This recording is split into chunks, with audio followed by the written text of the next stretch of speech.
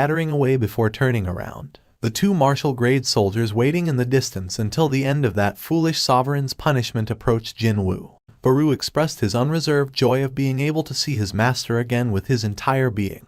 Jin Woo lightly tapped the big ant soldier and his two tearful eyes on the shoulder before taking a look around his vicinity. That man wearing the tattered robe was nowhere to be seen, though. Just who was that man, anyway? Jin Woo had been having a cue and a session with Ygritte in the common tongue of the Chaos world, as if he was a native there, before abruptly discovering something and walking over to it. It was a certain item that had fallen to the ground. Isn't this? As he picked this item up, his eyes trembled rather imperceptibly. The robe-wearing man sought shelter behind the exterior wall of a half-destroyed building and plopped down to the ground while pulling his hood back. His hair and beard covering his face were unkempt and messy as if he had never bothered to trim them at all. He was Sung Il-Hwan, and he was leaning against the wall while spitting out heavy, labored breathing.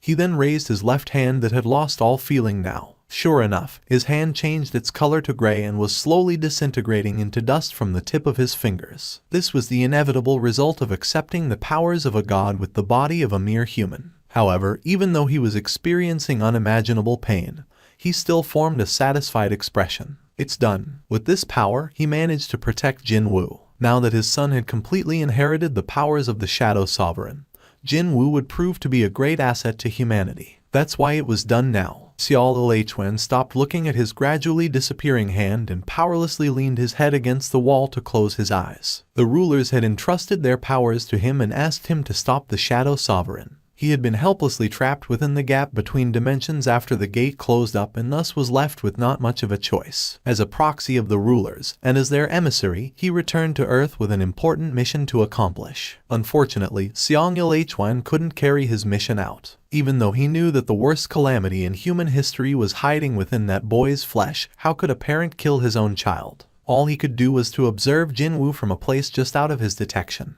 And as he continued to delay his mission, the opinions of the rulers that had been focused on stopping the advent of the Shadow Sovereign gradually began changing.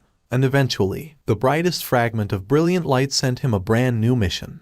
The rulers had finally realized that they needed the Shadow Sovereign possessing his full powers if they were to stop other sovereigns and their nefarious scheme. There was no one else besides the Shadow Sovereign on Earth that could defend against the Dragon Emperor and its army of destruction before the soldiers of heaven could arrive later. It was a huge gamble, considering that no one knew whether the Shadow Sovereign would side with mankind or with the other sovereigns. And the result came out pretty quickly. Jin Woo remained on the side of humanity, and the Shadow Sovereign approved that choice. The newly reborn Shadow Sovereign was, simply put, Jin Woo himself. It was worth risking Sung Il-Hwan's life in order to protect his son, in other words. Although it was unfortunate that he couldn't even say a simple hello to his son he hadn't seen in 10 years, no one alive was qualified to take a child's parent away twice, even if that person just so happened to be said parent. So, quietly disappearing like this was in Jin Woo's best interest. Sung Il-Hwan looked down at his body slowly disintegrating into ash,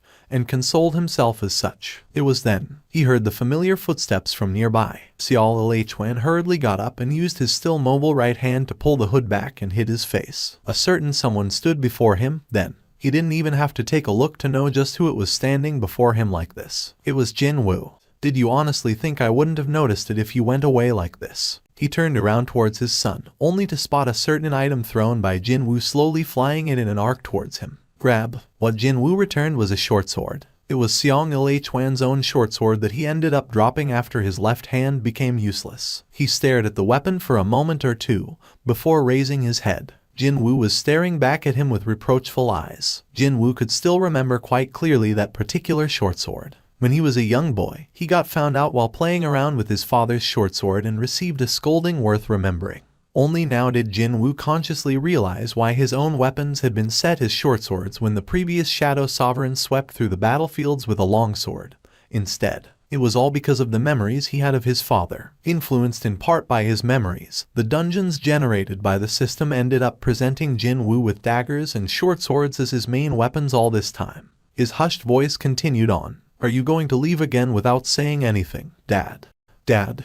That one word dug deeply into Sung Il-Hwan's heart and he had to remove his hood. His right hand was slowly turning into ash as well. His son flinched greatly after realizing the state of his hands, but Sung Il-Hwan formed a thin smile as his reply and spoke. I didn't want to show you this sight. Jin Woo understood that a body turning into ash after exhausting all life force couldn't be saved no matter what. He hurriedly tried to get closer, but Sung Il-Hwan raised his right hand to stop his son. His left arm had scattered away in dust and only his shoulder remained by then. Jin Woo hesitated, before remaining in his spot, and asked his father, "Then, what about you, Dad? Didn't you want to see me again?" Dad? Surely, he could still use his right hand for the time being, so how come? Jin Woo's question caused Sung Il-Hwan's raised arm to slowly go back down. "I wanted to see you, always. To the extent that, even if you couldn't see me, I still felt happy from the fact that I could see you from far away." Jin Woo finally came closer to his father until he stood right before his face. Sung Il-Hwan reached up with his remaining hand to gently touch his son's face. Thick tears falling from the boy's eyes wetted the back of his hand. "This foolish father wasn't able to do anything for you, yet despite that, you have grown up so well." Jin Woo opened his mouth. "Is this the rulers doing? Are they throwing you away after using you?" A scary amount of rage could be felt in Jin Woo's voice now. Sung Il-Hwan shook his head, though. "They only gave me an opportunity to make a choice. I chose to protect you, that is all. And that choice was not wrong." And now, even his remaining right hand was turning into ash and scattering away. "I wouldn't have minded talking to you for a little bit longer, but..." And he wanted to stay here for a little bit longer, too. He had done something reprehensible. He ended up making a boy say goodbye to his father not once, but twice now. He tried so hard to hold back, but in the end, tears began flooding out from Sung Il-Hwan's eyes. "I'm sorry for not being a good father to you." Those were his last words. Sung Il-Hwan's body, all his life force exhausted from fighting against the sovereigns, turned to ash. Jin Woo hurriedly tried to embrace his father's body slowly crumbling away. But what remained in his palms wasn't a person, but gray-colored powder. Eventually, in the spot where Sung Il-Hwan once stood, nothing remained. Something from deep inside angrily welled up in an uncontrollable burst. Jin Woo couldn't hold it back anymore and in the end, raised his head towards the sky and roared out loudly. When he did, the mana in the atmosphere reverberated. The sky, the air, the ground, they all cried. And soon, Jin Woo's mouth began emitting the heavy, grave voice similar to other sovereigns. If all these events were set in motion simply because the sovereigns decided to settle on Earth, then I shall make them pay an unforgettable price for that. I shall definitely make it so. His voice infused with mana was carried in the airflow and spread out to the rest of the world. The roar of the enraged shadow sovereign shook around both the heaven and earth. On this day, one human who inherited an unparalleled power decided where his abilities should be used on his own accord. This was the moment that the true opening curtains of the war had gone